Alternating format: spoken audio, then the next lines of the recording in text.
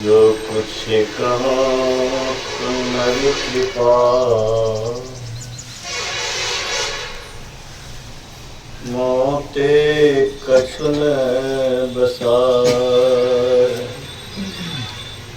श्री सद्गुरु महाराज की जय।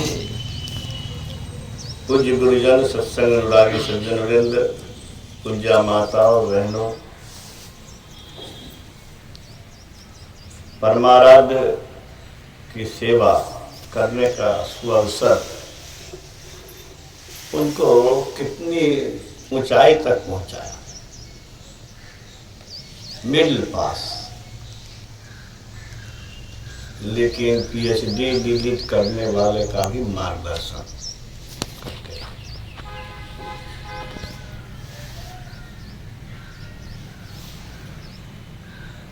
ये क्षमता कहाँ से आई? ये क्षमता आई गुरु महाराज की सेवा से। सेवा, उनको शारीरिक सेवा करने का अवसर मिला। हम लोगों को वो अवसर नहीं मिल सकता, लेकिन आज्ञा समन सुसाहिब सेवा तो हम लोग कर ही सकते हैं। आज्ञा पालन में हम कहाँ त्रुटि कर रहे हैं, ये आत्मविश्लेषण की, आत्मनिरीक्षण की आवश्यकता है। रोज हम लोग गाते हैं श्री सद्गुरु की साथ शिक्षा याद रखनी चाहिए। मैं उन सारे पद्यों को दोहराना नहीं चाहता, लेकिन उन पद्यों के आलोक में अपने आत्मनिरीक्षण करने की आवश्यकता है कि कहाँ तक हम प्रेम कर रहे हैं ईश्वर से, कहाँ तक हम पाखंड से अलग हैं, कहाँ तक हम में अहंकार की कमी आई है, कहाँ तक हम सदाचार में मजबूत हैं। अगर अपने को ऊंचा उठाना हो है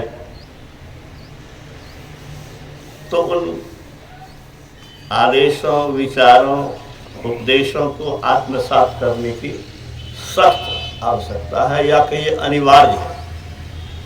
जो अनिवार्य रूप से उनके आदेश का पालन करेगा वह अनिवार्य रूप से महान बनेगा। जो जितनी श्रद्धा, निष्ठा, समर्पण के साथ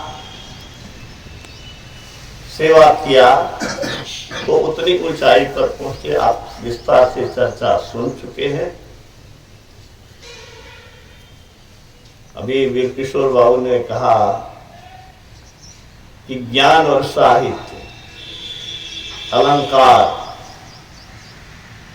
भाषा, मनुष्य अलंकार अपने पर लेता है, सजाता है अलंकार से, और भाषा सजती है अलंकार से। उनके प्रवचन में अद्भुत विश्लेषण क्षमता थी। पिन ड्रॉप साइलेंस हो जाता था। उनके इस गुण को भी हम नहीं भूल सकते कि उनकी कृपा है जो हम आज गुरु महाराज के प्रवचन को पा रहे हैं पुस्तक के रूप में। उनके ज्ञान और उनके उपदेश को अगर उन्होंने लिपिबद्ध किया, कितनी तीव्रता से लिपिबद्ध करते होंगे, और फिर गुरु महाराज को सुना करके फिर उसको पुस्तक का रूप देते। तो संत मत को तो उनका ऋणी होना पड़ेगा इस दृष्टि से। और अपने उद्धार के लिए तो मैं पहले ही कह चुका हूं कि दिखावा से कुछ नहीं होगा। आदर्श, आदेश, उपदेश के परिवेश में अगर हम अपने को नहीं रखेंगे तो हम ऊंचे नहीं उठ सकते। मैं वीर किशोर बाबू को बहुत बहुत बधाई देता हूं। इस मोहल्ले का सौभाग्य है कि संत का ज्ञान यहाँ से, संत का जीवन जो प्रेरणादायी है वो यहाँ से चतुर्दिक ध्वनिवर्धक यंत्र के माध्यम से प्रसारित हो रहा है। मैं बहुत बहुत बधाई देता हूँ आप सबको जो कम इसमें आए हैं। संतों के ज्ञान को सुनना साधारण नहीं है। मैं बराबर कहता हूं कि फूल को हाथ में लेके फेंक दीजिए, सुगंधी हाथ में रहेगी। आपने जो सुना संत का ज्ञान, वो मन पर स्पर्श किया कि नहीं?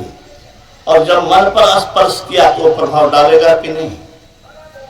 तो जो जहां से भी सुन रहे हैं इस मोहल्ले के लोग, वे भी लाभान्वित होंगे, ये मैं मानता हूं। विश्लेषण क्षमता अद्भुत तो थी ही, सेवा भी अद्भुत थी। नाखून काटते हुए मैंने देखा था गुरु महाराज का उनको, जब उधर कनखुदिया में सत्संग खत्म हो गया था, तब नहीं जाते थे, सत्संग को बंद कर दिया था। महासभा के लोग, हम लोग सब लोग गुरु महाराज के पास आग्रह करने गए थे कि महाधिवेशन हो। महासभा के सारे लोग, मैंने उसमें देखा था कि पानी ला करके नाखून को कैसे फुलाए, कागज रखे बगल में, एक एक तौर की उन्होंने काटा, अब फिर किस तरह से सहेज के रखा। नाखून को इतना सहेज के रखे तो गुरु महाराज को कितना सहेज श्रद्धा से रखते होंगे, ये कल्पना की बात है। समय अधिक हो गया है, मैं इतना ही कहना चाहता हूं कि सुअवसर को हाथ से नहीं जाने देना चाहिए। सुअवसर क्या है? सुअवसर है संतों के आदेश, उपदेश, आदर्श को अपने जीवन में आत्मसात करके हम अपने को सारे दुखों से सदा के लिए छुड़ाने के पक्ष को प्रशस्त कर सकते हैं। इसको गंभीरता से लेना चाहिए। कौन नहीं थक गया है, कौन नहीं उब रहा है, इसलिए मैं वाणी को विराम देता हूँ। श्री सद्गुरु महाराज।